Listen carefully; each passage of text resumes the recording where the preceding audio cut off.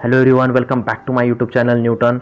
Guys, अगर इस channel पे आप नए हो तो प्लीज़ चैनल को सब्सक्राइब कीजिए और वीडियो को लाइक एंड शेयर कीजिए। ओके, तो चलिए आज की वीडियो की शुरुआत करते हैं। फ्रेंड्स, आज हम पढ़ने वाले जेईई मेंस का बहुत इंपॉर्टेंट चैप्टर जिसका नाम है एटॉमिक स्ट्रक्चर। लेक्चर शुरू होने से पहले मैं बता दूँ कि पहले हम थ्योरी पढ़ने वाले हैं, उसके बाद हम न्यूमेरिकल सॉल्व करेंगे। यहाँ पे जो मैं थ्योरी पढ़ाऊँगा वो बहुत शॉर्ट में होगी और बेसिक होगी, और जिसके ऊपर ही जेईई मेंस में न्यूमेरिकल्स पूछे जाते हैं मैक्सिमम।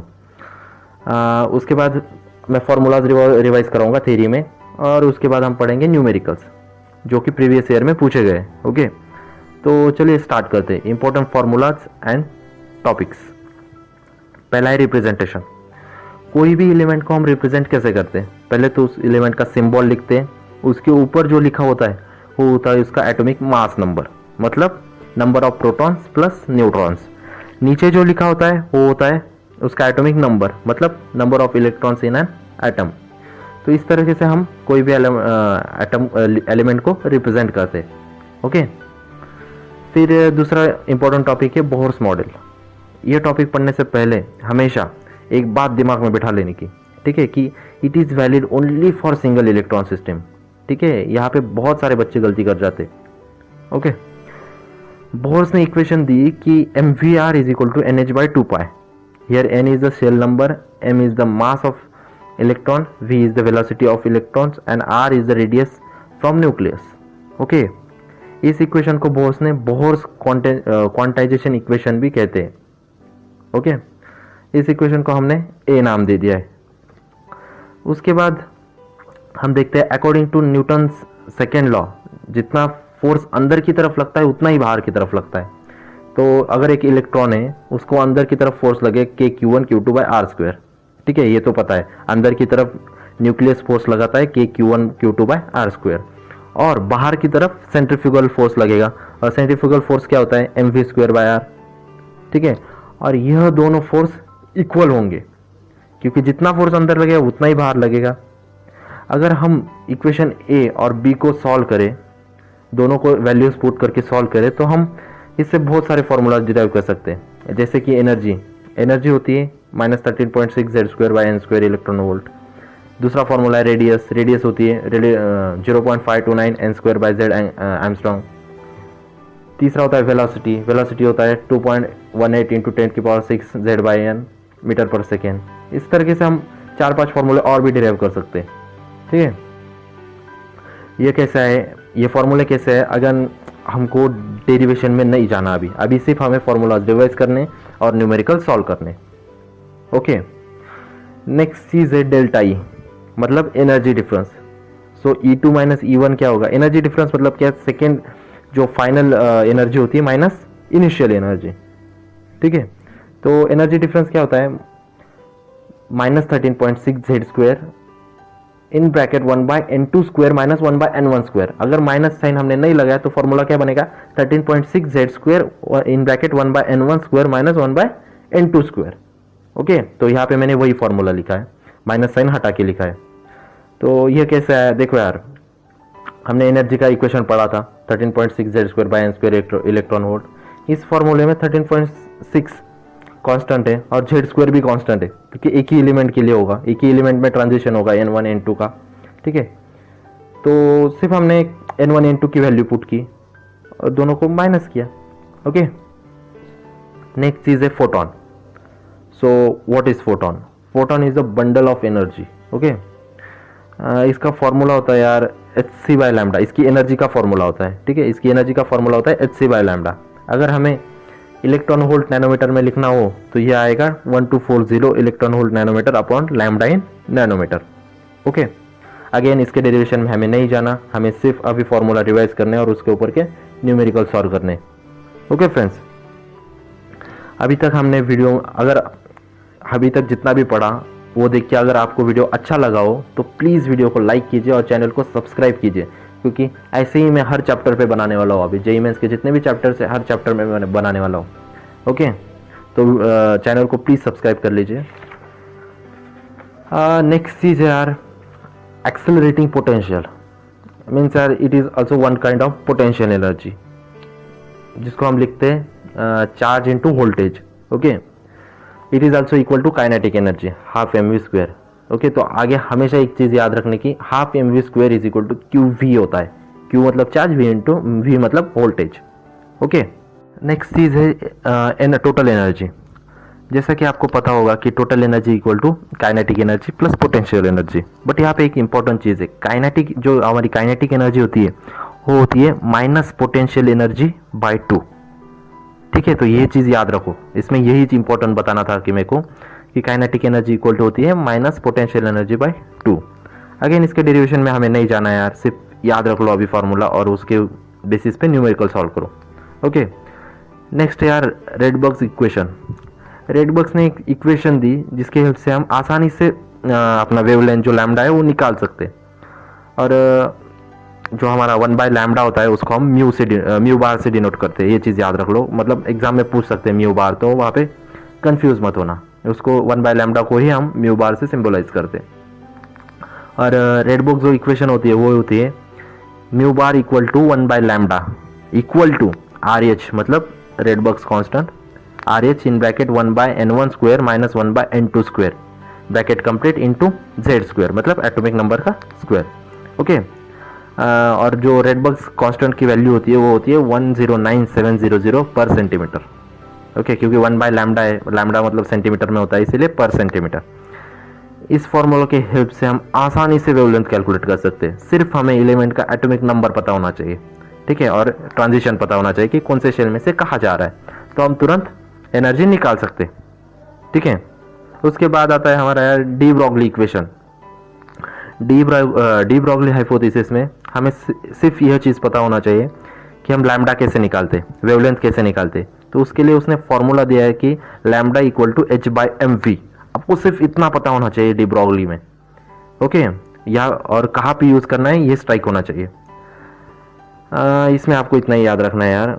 अगर आपको ज़्यादा एक्स्ट्रा पढ़ना होगा डी ब्रॉगली के बारे में तो मैंने लिंक दी है डिस्क्रिप्शन में, वहाँ पे आप मेरे सारे नोट्स डाउनलोड कर सकते हो।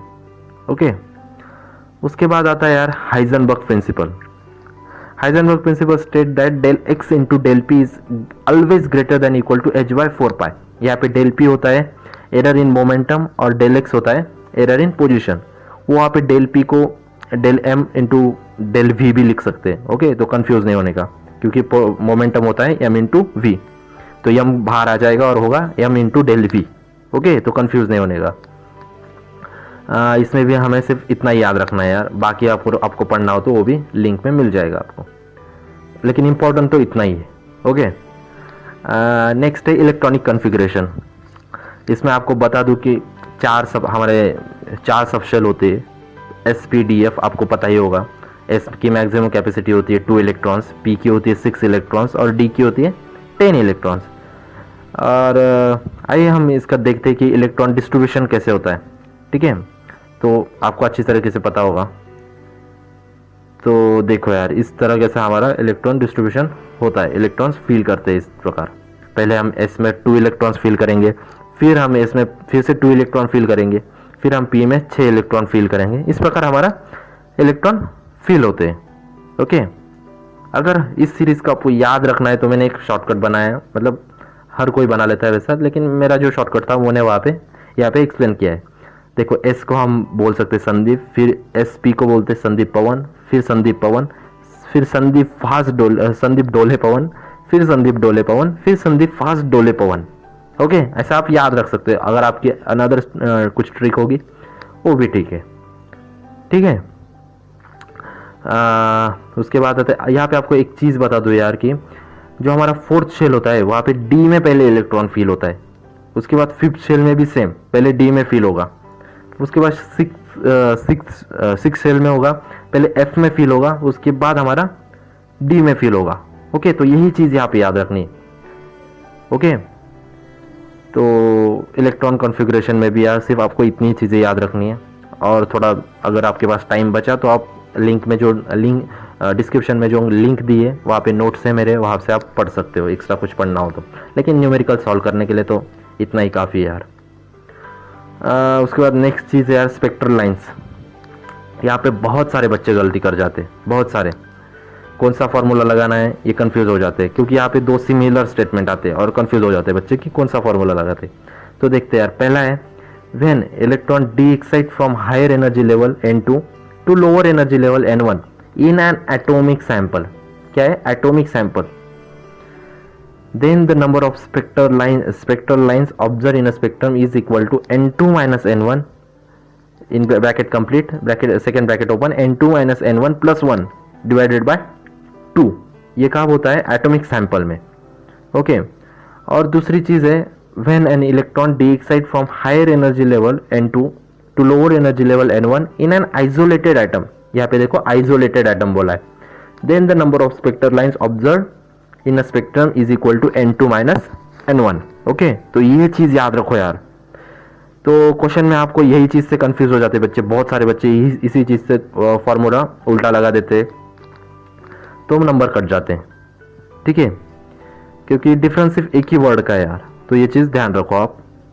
नेक्स्ट चीज है quantum numbers. See there are 4 types of quantum numbers. Principal quantum number, azimuthal principal quantum number denoted by n, दूसरा है azimuthal quantum number denoted by L, तीसरा है magnetic quantum number denoted by M, और चौथा है spin quantum number denoted by S।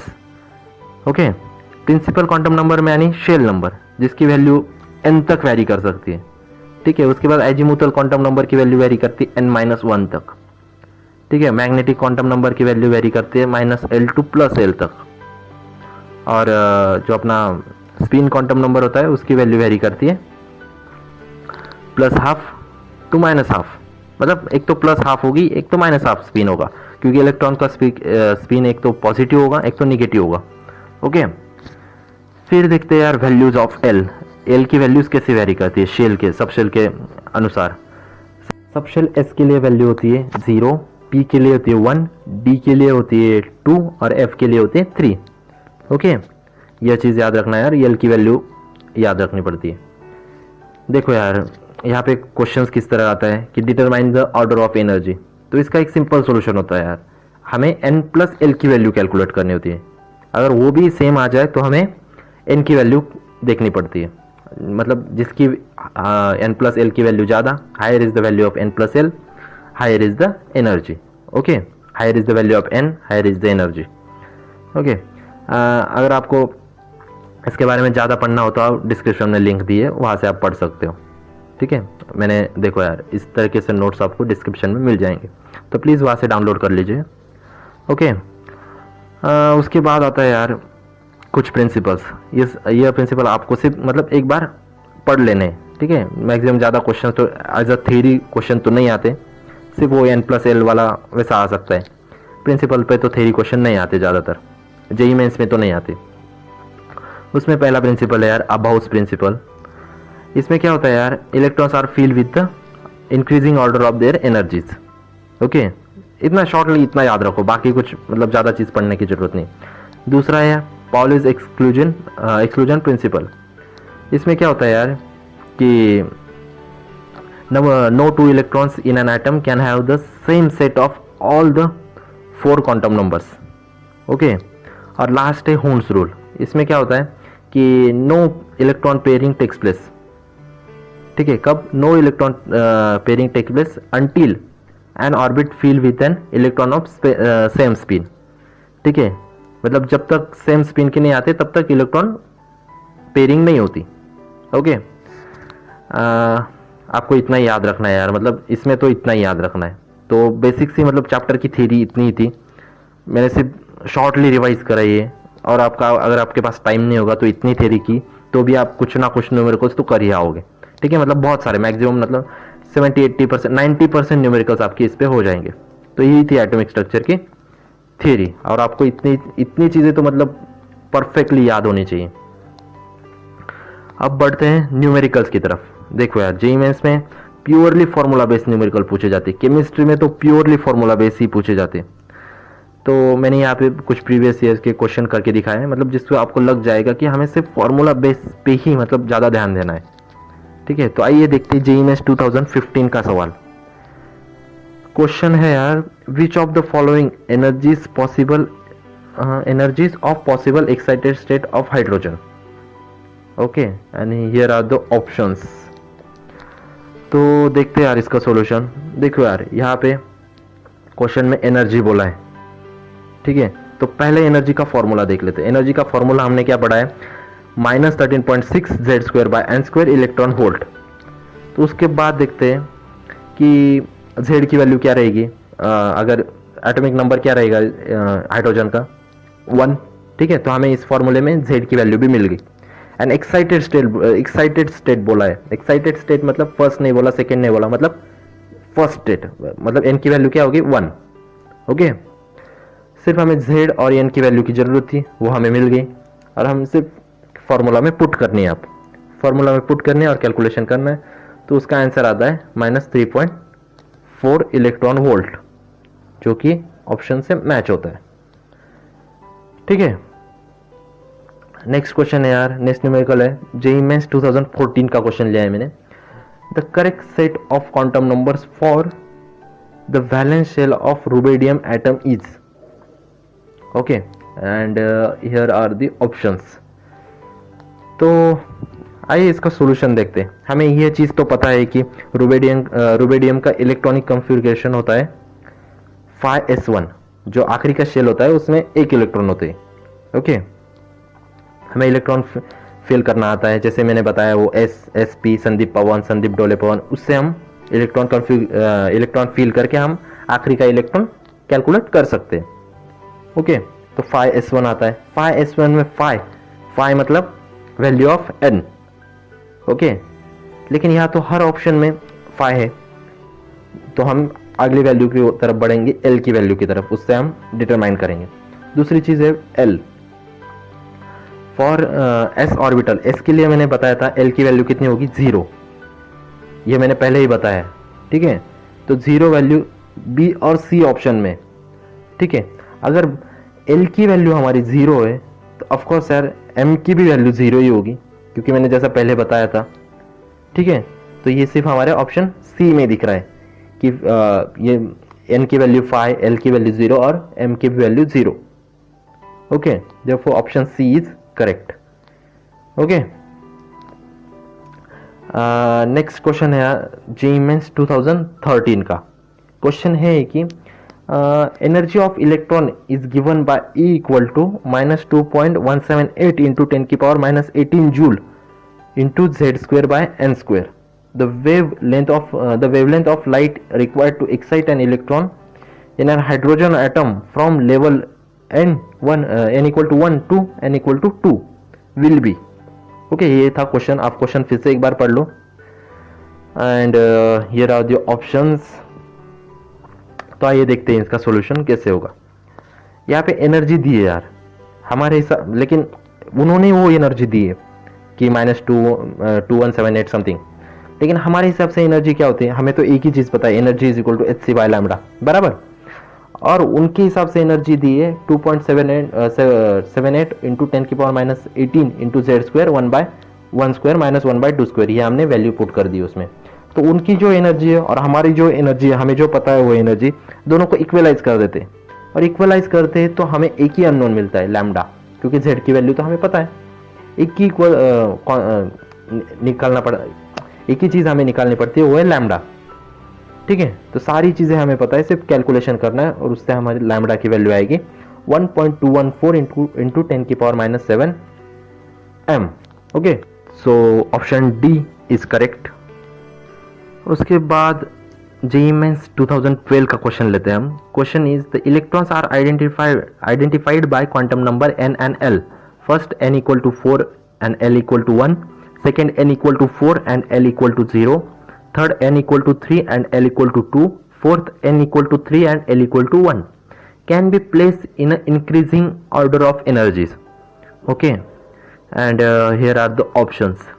तो चलिए इसका सॉल्यूशन देखते हैं यार। हमें एक चीज़ पता है कि हमें जब भी एनर्जी के बारे में पूछे जाए, एनर्जी के ऑर्डर के बारे में पूछे जाए, तो हमें सिर्फ पहली चीज़ दिमाग में आनी चाहिए कि हमें n प्लस l की वैल्यू कैलकुलेट करनी पड़ेगी, ठीक है।